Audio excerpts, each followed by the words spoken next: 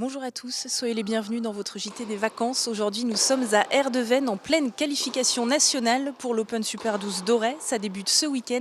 C'est l'élite junior du tennis mondial qui va s'affronter durant une semaine. 320 jeunes venus de 41 pays vont faire le déplacement. On en parle dans quelques instants, mais avant, place à l'actualité bretonne avec les rédactions de TBO, TB Sud et du Télégramme. La rade de Brest a tremblé ce mercredi soir. À 22h20, un séisme de magnitude 3,4 sur l'échelle de Richter a été enregistré, provoquant de nombreuses réactions sur les réseaux sociaux. L'épicentre serait situé à 10 km de profondeur dans la rade entre Brest et Plougastel-Daoulas. À cette intensité, un séisme a peu d'effet et aucun dégât n'a été signalé. Nouvelle journée de manifestation contre la réforme des retraites ce jeudi en Bretagne. Alors que les députés ont commencé ce lundi à examiner le projet de loi retraite, ils étaient 500 à Lorient, 300 à Brest et une soixantaine à Pontivy à demander le retrait de la réforme. Une prochaine journée de mobilisation est prévue le 8 mars.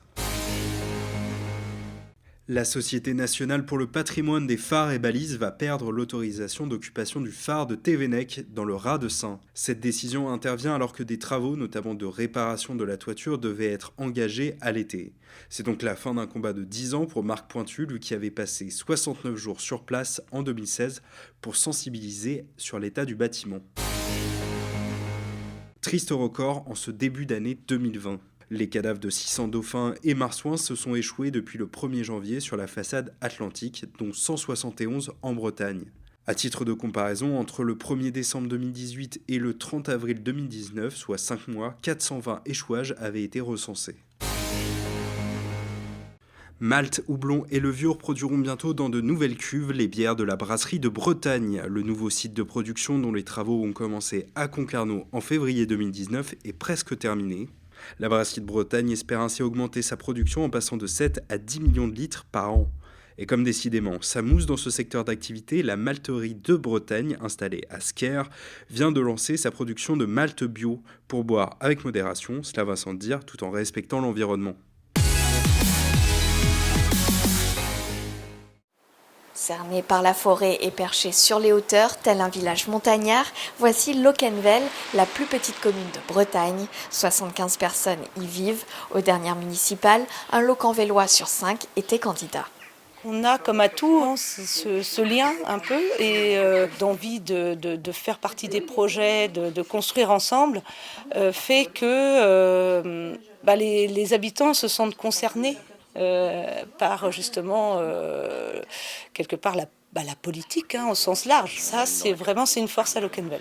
Cette année, la maire sortante est la seule à se présenter. Elle a renouvelé entièrement sa liste. Elle a eu plus de candidats que de places. Parce que j'aime beaucoup ce village et je suis tombée amoureuse de lui en arrivant ici il y a quelques années. Parce que je participe toujours, dès qu'ils ont besoin de quelque chose, j'essaye de participer. Voilà, puis c'est très agréable de me retrouver avec des jeunes. Sur la liste, 3 retraités et 4 personnes d'une quarantaine d'années. Depuis quelque temps, la commune se rajeunit. 65% des habitants ont moins de 62 ans. Le bar de la commune a été repris par une personne venant de Perpignan. C'est très solidaire déjà, parce que les gens viennent dans le bourg nettoyer, faire des choses. C'est actif, les champignons, le vélo, il y a la rivière juste en bas. Vous avez une très belle église, vous avez... Non, il y a tout pour être bien ici. Et à Locquenvel, hors de question de fusionner un jour avec une autre commune. Aujourd'hui, on a eu les gilets jaunes, on y est quoi. Aujourd'hui, il y a des communes, qui fonctionnent avec de la solidarité et de l'envie aussi de faire participer les habitants. Je pense que c'est des exemples et on doit prendre en terrain expérimental peut-être Locquenvel plus que vouloir les absorber pour créer des grands ensembles. La population devient anonyme dans ces cas-là, quoi. Côté budget, la mairie enregistre tous les ans des excédents qui permettent d'investir. Un exemple de démocratie dont les Locquenvellois sont fiers. Symbole universel de la paix, est-ce que c'est la colombe ou la catacombe? Un jeu de mémoire pour aider ces personnes âgées atteintes par la maladie à créer du lien et à s'exprimer. Cela fait partie des ateliers mis en place tous les jours par les aides médico-psychologiques. À la maison de l'aidant, à Landivisio, 60 familles, souvent orientées par leur médecin traitant, fréquentent l'établissement. On essaye de favoriser la fluidité verbale, qui est importante, puisque ces gens-là, sinon, se renferment sur eux-mêmes. Donc du coup, c'est important de pouvoir les laisser s'exprimer. Un Français sur 6 accompagne au quotidien un proche en situation de dépendance. Pour Annick, dont le mari vient ici 3 fois par semaine, l'accueil de jour lui permet de souffler. Maintenant, je suis à la retraite. Pour autant, ça me permet d'avoir des bouffées d'oxygène et de vaquer à mes activités personnelles, de prendre du temps pour moi. Les proches aidants peuvent aussi recevoir un soutien psychologique et une aide administrative. Pour les personnes dépendantes, le changement est souvent source d'angoisse. L'adaptation peut parfois prendre du temps. Il résiste un petit peu quand je le laisse devant la porte de cette salle. Je m'en vais, puis quand je reviens, il repart facilement. La Maison de l'Aidant et la Fondation Ildis proposent également un hébergement temporaire qui permet aux personnes dépendantes de s'adapter progressivement à la vie en collectivité. Le préfet du Finistère, Pascal Lelarge, qui s'est rendu sur place, souhaite poursuivre le développement des solutions pour les aidants. Une des mesures importantes cette année, à l'automne, qui sera mise en place, finalement, c'est le congé, en quelque sorte, pour les aidants, à permettre aux aidants qui ont un métier, qui ont une activité professionnelle, finalement, de prendre un congé rémunéré. Dans le Finistère, 30% de la population est âgée de plus de 60 ans. La mise en place d'autres dispositifs devrait poursuivre son développement.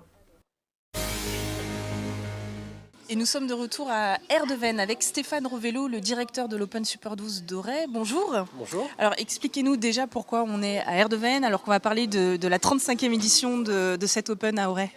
Alors donc les qualifications nationales sont organisées sur Erdevenne pour la bonne raison que nous préparons en fait le club du tennis d'Auray pour pouvoir recevoir l'Open Super 12 et donc le comité 56 de tennis prend l'organisation de ces qualifications nationales sur Erdevenne.